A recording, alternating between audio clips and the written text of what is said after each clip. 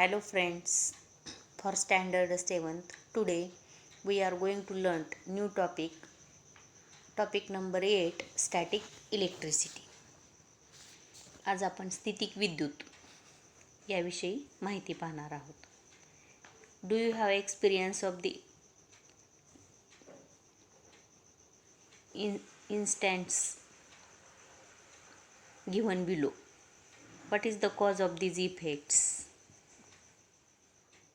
काही तुम्ही प्रसंग अनुभवलेले आहेत आणि त्या प्रसंगी काय काय घडलेलं आहे हे तुम्हाला माहीत असेल. अ प्लास्टिक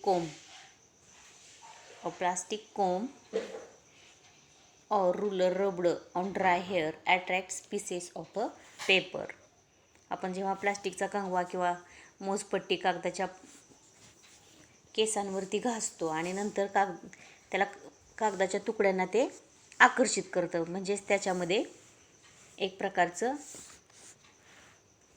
विद्युत इलेक्ट्रिसिटी निर्माण झालेली असते. किंवा if we pass near a polyester curtain again and again it gets attracted towards us. जेव्हा आपण एखाद्या पॉलिस्टरच्या पडद्याजवळून सारखं जर ये जा केलं तर तो आपल्याकडे आकर्षित होतो. If we rub a blanket with our hands and take it near a metal object a spark is seen in the dark. जर आपण अंधारात ब्लँकेट हाताने घासून धातूच्या जर वस्तूजवळ नेलं तर ठिणगी पडते. किंवा हिवाळ्याच्या दिवसात बघा, आपण केस विंचरतो त्यावेळेस असे केस ओढतात, तटतट आवाज येतो. किंवा कपड्यांच्या घड्या करतो हिवाळ्यामध्ये, त्यावेळेससुद्धा त्याच्यातून आपल्याला स्पार्कल उडाल्यासारखे दिसतात. त्यालाच म्हणायचं स्थितिक विद्युत. थोड्या वेळापुरतं त्याच्यामध्ये वीज निर्माण झालेली असते. Electric charges. What is mean by electric charges? विद्युत प्रभार म्हणजे काय? What do the observation tells us? These examples are just gimples of the electric charge that all objects in our surroundings hold in abundance. वरील उदाहरणावरून आपल्याला असे समजते की ही उदाहरणे म्हणजे आपल्या सभोवतालच्या वस्तूमध्ये भरभरून असलेला जो विद्युत प्रभार आहे त्याची एक लहानशी झलक आहे. Electric charges is stored even in our bodies. हा विद्युत प्रभार आपल्या शरीरामध्ये सुद्धा सामावलेला आहे. जर समजा आपण खुर्चीमध्ये पायवरती करून बसलो आणि टॉवेलनी जर फटके दिले तर आपल्याला विद्युत म्हणजे एक प्रकारचं करंट बसल्यासारखं होतं की ज्याला आपण म्हणतो त्याच्यामध्ये विद्युत प्रभार निर्माण झाला. All substances are made up of very tiny particles. सर्वच वस्तू ह्या अतिसूक्ष्म कणांच्या बनलेल्या असतात. Electric charge is and intrinsic property of these particles. अशा प्रकारे जरी भरपूर विद्युत प्रभार असला तरी तो नेहमी लपलेल्या स्थितीत असतो. विद्युत प्रभार हा त्या कणांचा आंतरिक गुणधर्म आहे. Though in this way electric charge is abundantly present in it, it is always hidden. This is because two opposite types of charges are present in equal number in all these substances. म्हणजे दोन वस्तूत विद्युत प्रभार त्यांची संख्या सारखीच असते, म्हणजे धनप्रभार आणि ऋणप्रभार, की ज्याला आपण पॉझिटिव्ह चार्ज म्हणजे धनप्रभार आणि निगेटिव्ह चार्ज म्हणजे ऋणप्रभार असं म्हणतो. There is no net charge on the object if these charges are not balanced. The object is said to be charged. हे दोन्ही जेव्हा समतोल असतील तेव्हा त्या वस्तू उदासीन असतात, म्हणजेच त्या वस्तूवर कोणताही प्रभार कार्यरत नाही. जर हे दोन्ही प्रभार समतोल नसतील तर ते प्रभारित आहे असं म्हटलं जातं. दोन वस्तू एकमेकावर कशा प्रकारे परिणाम करत असतात? How would you charged objects interact with each other. दोन वस्तू ह्या एकमेकावर कशा प्रकारे प्रभारित करतात हे आपण पाहूया. आता हे छोटे छोटे जे प्रयोग आहेत ते आपण स्वतः करून पाहू शकतो. प्लास्टिकचा कंगवा घ्यायचा आणि त्या कंगवा केसांना घासायचा, म्हणजे तेल न लावलेल्या केसांना तो घासायचा आणि छोटे छोटे कागदाचे तुकडे आहेत, ते कागदाचे तुकडे त्याच्याकडे आकर्षित होतात. किंवा आपण नेहमीचंच अनुभवतो, पडद्याजवळून ये जा केलं तरी तो पडदा आपल्याकडे आकर्षित होतो. हे सगळे छोटे छोटे प्रयोग जे आहेत ते तुम्ही करून पाहायचे आहेत. आता इथं आपल्या पुस्तकामध्ये एक प्रयोग दिलेला आहे, तो पण आपण पाहूयात.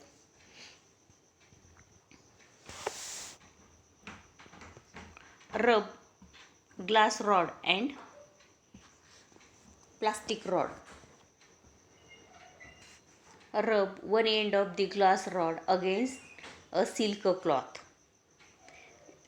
Due to rubbing, a small charge will get transferred from one object to the another. काचेची कांडी आहे, ग्लास रॉड, ती काय करायची, दिस is a glass rod.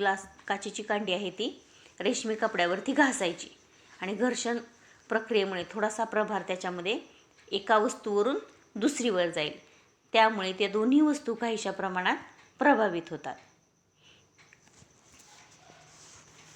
As a result both of objects will become show what charged.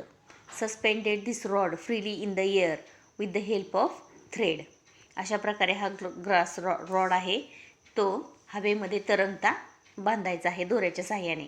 Now charge another glass rod in the same manner and bring it near the suspended rod. What do you see? The two rods push each other away. Now take a plastic rod, rub one end against a woolen cloth. Bring that end near the rod. The two rods are pulled towards each other. म्हणजे जेव्हा आपण प्लॅस्टिकची कांडी आणि काचेची कांडी आहे, प्लास्टिकची कांडी आपण काय केलेली आहे, कपड्यावरती घासलेली आहे आणि ती काचेच्या कांडीजवळ नेली, तर ती पहिल्या वेळेस काय झालं, त्या कांडीपासून दूर गेली आणि दुसऱ्या वेळेस घासली तर ती त्या दोन्ही कांड्या एकमेकाकडे आकर्षित झाल्या.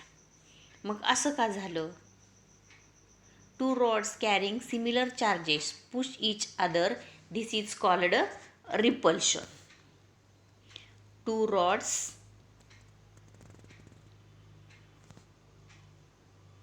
pushes each other. Two rods carrying similar charges push each other away.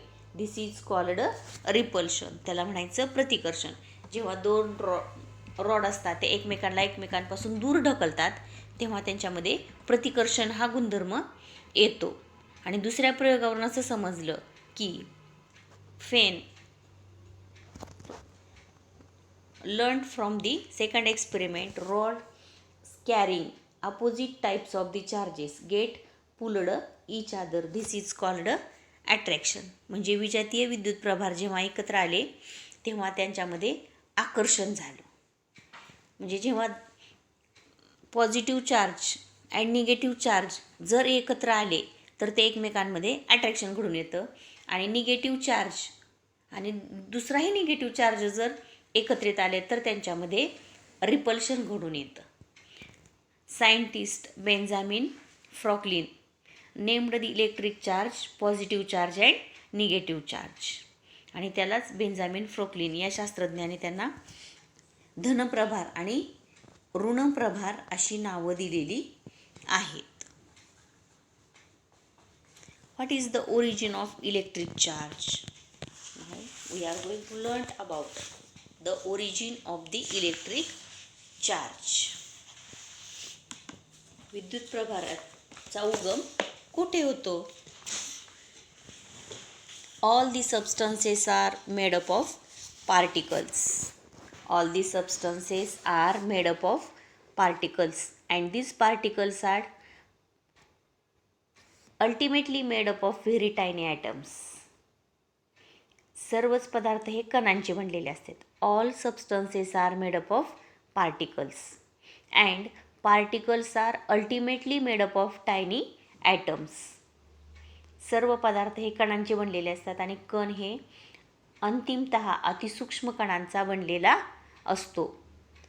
We shall be looking at the details of the atomic structure of the atom At this stage, it is sufficient to know each atom contain a stationary positive charge and moving negative charge.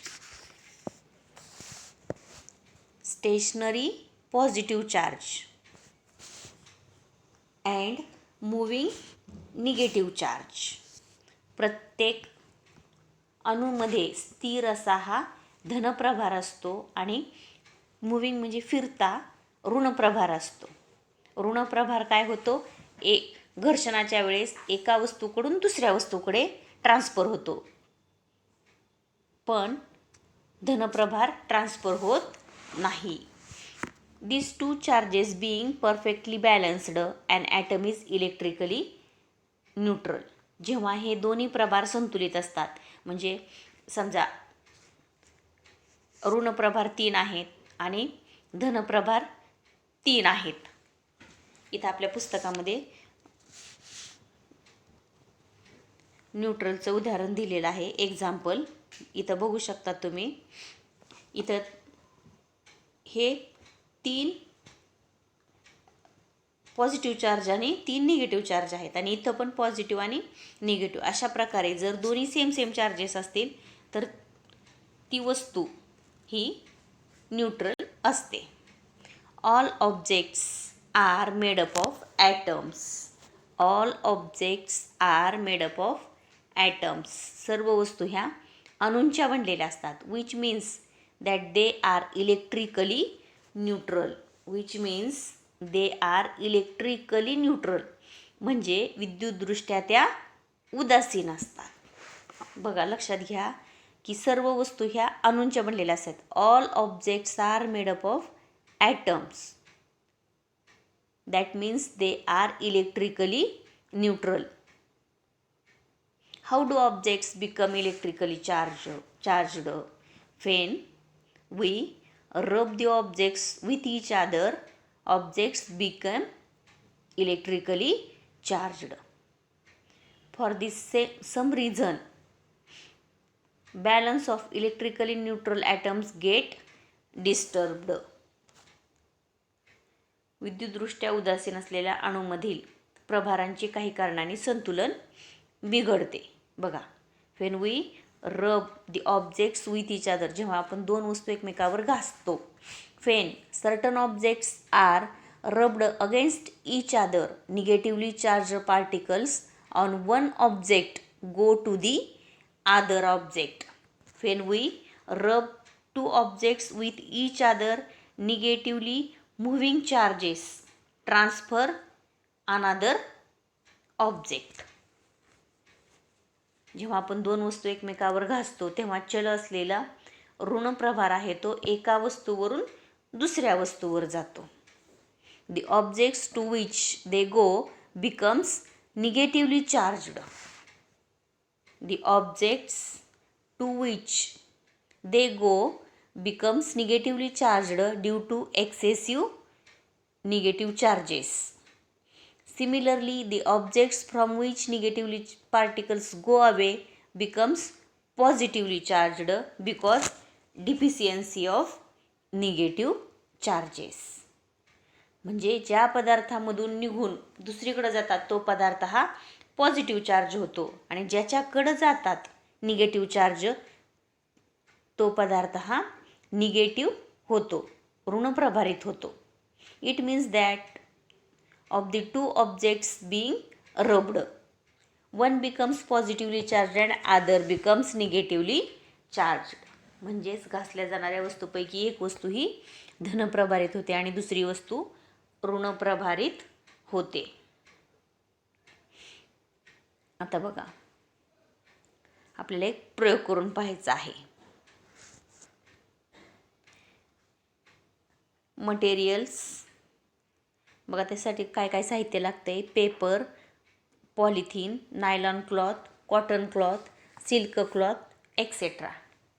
म्हणजे कागद, polythene, nylon कापड, सुती कापड, रेशमी कापड इत्यादी आपल्याला लागतं आहे. First, take the objects maintained in the near some small pieces of the paper and observe what happens, then rub each other these objects in turn against one of the given materials and take it near the piece of paper, record to your observation in the charge.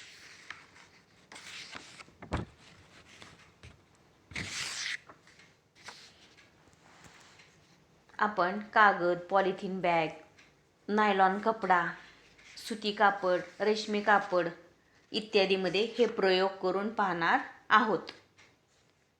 प्रयोगामध्ये सारणीत दिलेल्या वस्तू प्रथम कागदाच्या तुकड्याजवळ न्यायच्या आणि त्यानंतर दिलेलं साहित्य क्रमाक्रमाने घासायचं आणि काय होतंय ते पाहायचं आहे. मग आपण कोणकोणते पदार्थ त्याच्यावरती घासणार आहोत? Balloon,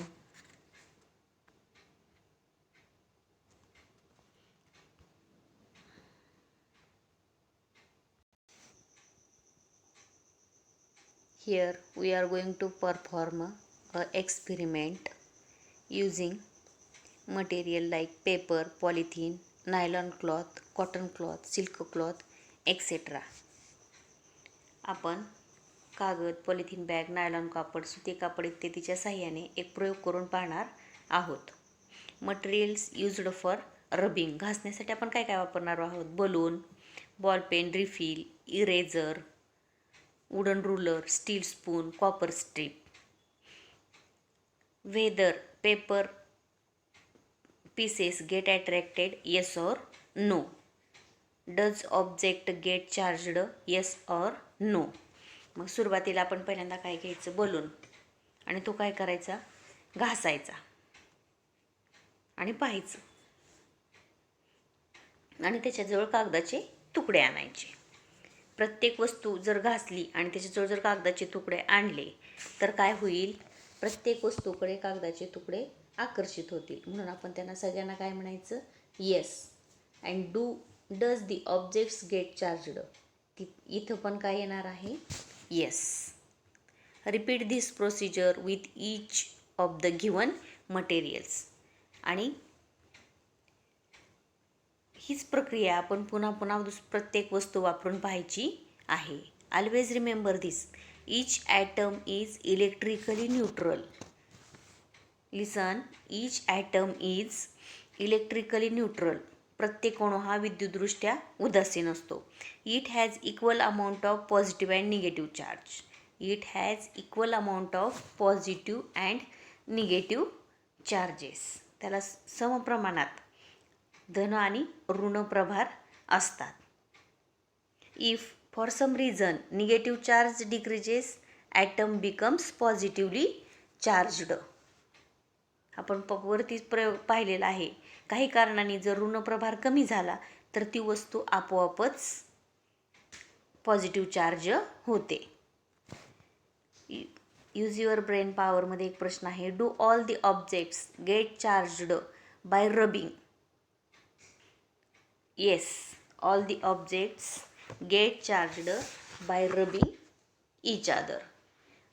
The success of each experiment will depend upon how are these experiments performed and in which whether they have been done.